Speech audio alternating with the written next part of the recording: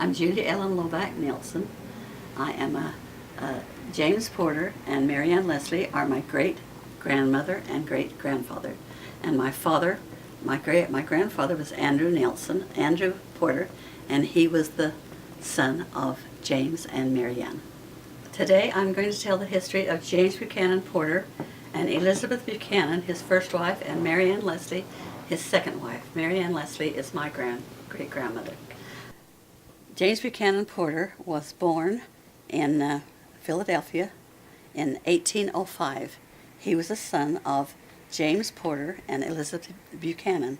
James and Elizabeth were converted to the LDS Church, and they decided they wanted to go and follow the saints wherever they went. So they were in Kirtland and a few other places before they went to Nauvoo, and that was when Brigham Young, James, the president of the church, Joseph Smith, went to Nauvoo also. And they were in Nauvoo for a few years, and that's when Elizabeth and James had their temple work done in the Nauvoo temple, and they also both had their patriarchal blessing. Elizabeth and James followed Brigham Young to winter quarters. And when they got to winter quarters, James built a two-room house for he and his family to live in. Brigham Young got ready to go to Salt Lake.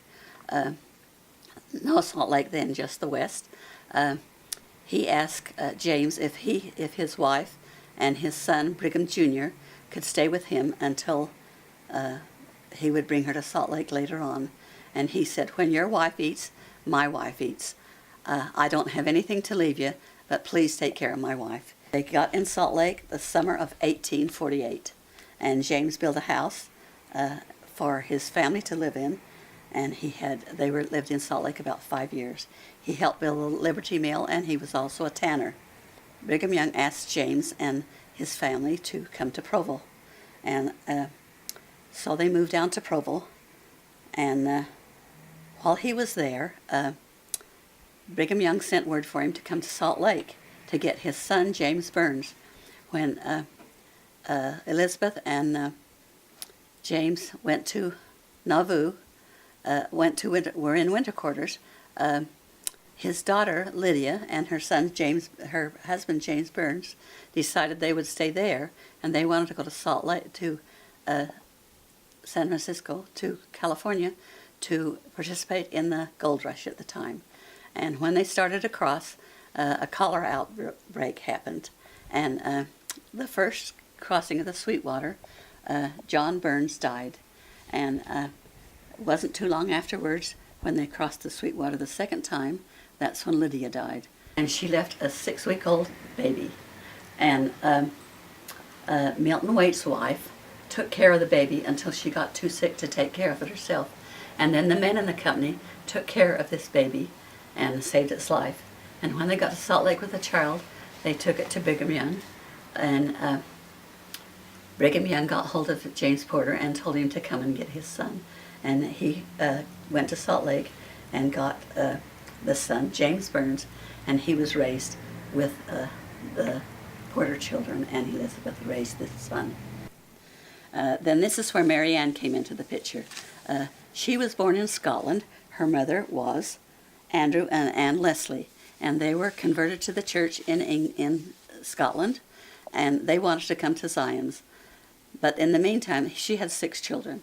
And in the meantime, her husband passed away, but Ann Thompson Leslie decided that she wanted to still come to Zion's, and she ran a bakery in Scotland, and she saved what she could and got all her things together and took them to the boat, and then she took on the boat and took 3 of her children, Helen, Mary Ann, and Andrew.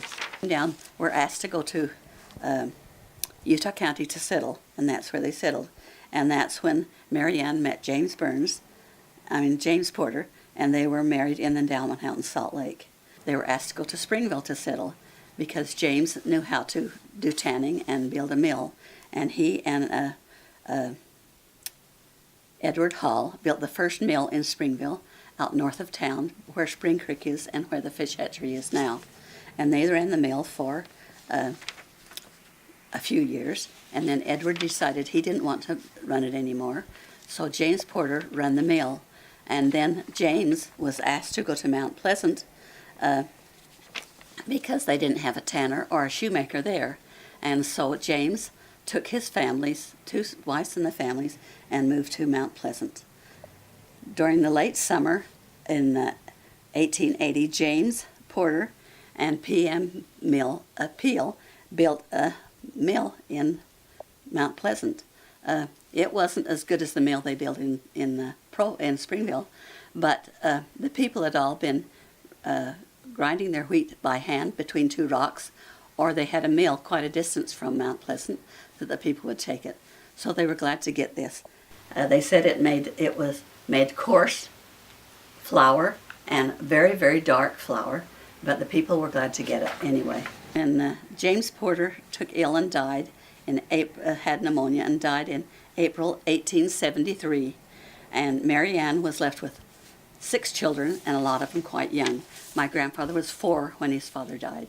The children worked whatever they could, and they were the older ones were farmed out to different farmers. They don't call it an internship. I can't remember what it's called. That they went and worked with the farmers until they were old enough to do something where else. And then Brigham and Andrew went and worked in the mines in Eureka, and James worked in the bank at Mount Pleasant, and that's when he started his career in the bank.